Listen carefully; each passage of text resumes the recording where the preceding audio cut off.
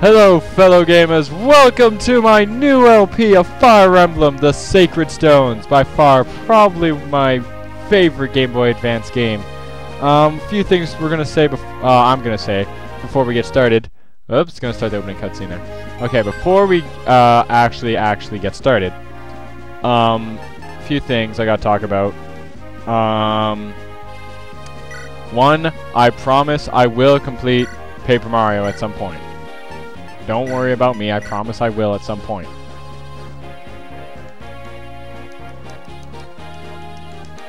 Well, oh, I was like, what? It won't let me move. Anyway, I will finish Paper Mario, I promise. I just have to go through the entire game again to get back to where I was so I can beat it. Second of all, about this game, first of all, the sidebars have pictures from characters from other Fire Emblem games, but that's it. I like it. Kind of shows that I'm a Fire Emblem fan, and I am. I've played practically all the games, so I think it's kind of cool. I'll probably will do another Fire Emblem game later. But as for the other Game Boy Advance Fire Emblem games, the first Game Boy Advance Fire Emblem game was only released in Japan, and I would LP it, but then I have to do ROMs and stuff, and maybe I will when I start getting better at processing the ROMs better. Anyway, and then the second one to come out was the first Fire Emblem game ever to be released in United States and North America. I'm Canadian. Sorry. Anyway, but that was a really good LP. I'm not thinking. Anyway, the first one to come out in North America, Fire Emblem, didn't really have a name. It was just called Fire Emblem. I would LP, but with the new thing I'm doing in this game, which I'll explain when I get into it, I could do it the first one, but this one has more of them, so I could do it better. I'll explain it better when I get in there. I would do it because by far the first Fire Emblem to be released here has way better story than this game. Not to say the story is bad or anything. So anyway, let's start a new game. I'll be playing on. Man, my controller feels weird. Anyway, easy would just be covered with tutorials and everything. Difficult I can play on. I can beat it on difficult. I just really don't bother with it because it just adds a lot to it. It just adds a few more enemies and stuff. So we're just gonna go with normal. We're gonna save it here, and the reason why I have two open spots, as you saw me delete them, is because there's a crossroads in the game, and I'll show you what each path will do. So here we go. Prologue: The Fall of Renai. In an age long past, evil flooded over the land. Creatures awash in the dark, tide ran wild, pushing mankind to the brink of annihilation. In its despair, mankind appealed to the heavens, and from the blinding light came hope. The Sacred Stones. These 5 glorious treasures held the power to dispel evil. The hero Grotto and his warriors used the sacred stones to combat evil's darkness. They defeated the Demon King and sealed his soul away within the stones. With the darkness imprisoned, peace returned to Magvel.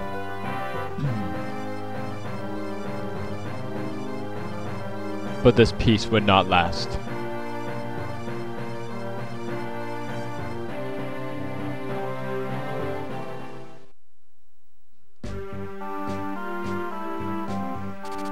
The continent of Magvel. For some 800 years, a quiet peace reigned in the absence of the terrible darkness. The sacred stones have been passed from generation to generation. Nations have been built around their power and their legacy. The kingdom of Renai, ruled by Fado, the powerful warrior king. The kingdom of Frelia, ruled by Hayden, the venerable sage king. The kingdom of Johanna, ruled by Ismare, queen of the White Dunes. The theocracy of Rostin, ruled by Manzel, the divine emperor. The Grotto Empire, ruled by Vigard, the stalwart silent emperor. These 5 countries house the power of the sacred stones. The sacred stones there are joined by emergency mercantile republic of Carcino. In these times of peace, tales of past conflict have drifted into legend, and memories of the ancient dark arts have all but evaporated. It is now the year 803. In an instant, the whole of Magvel is threatened by an unexpected atrocity. The Grotto Empire, the largest of the sacred stone nations, has invaded the kingdom of Renai, under orders from Emperor Vigod.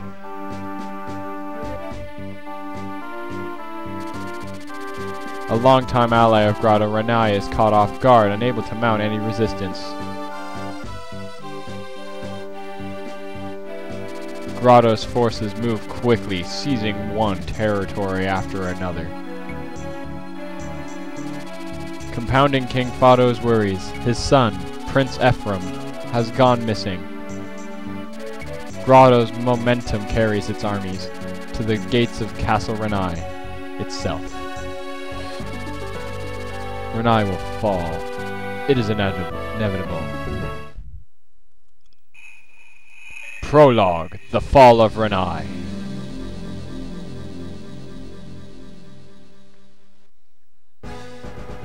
Renai Castle.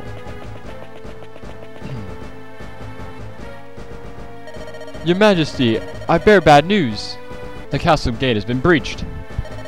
Emperor Vigod's forces are within the castle walls. I understand. The garrison has fallen. We've lost contact with Prince Ephraim and can expect no aid from his men. Your Majesty, what are we to do? What else can we do? Order your men to lay down their arms. Father, Erica, are you wearing the bracelet I gave you? Yes, I have it right here. Good. Seth? Yes, Your Majesty. Take Erica and head for Frelia. King Hayden is an honorable man. I trust he will keep you safe. Understood. And what of Your Majesty? Me? I shall remain here. We have long held Grotto among our dearest allies, yet now they attack? I must know why. Am I somehow responsible for this? Have I erred in my leadership?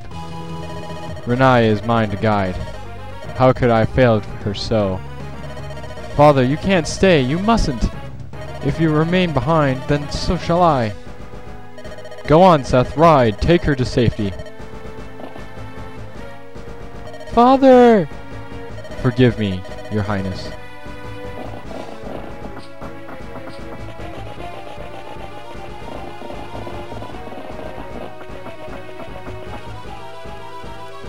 Ephraim, Erica, you must survive.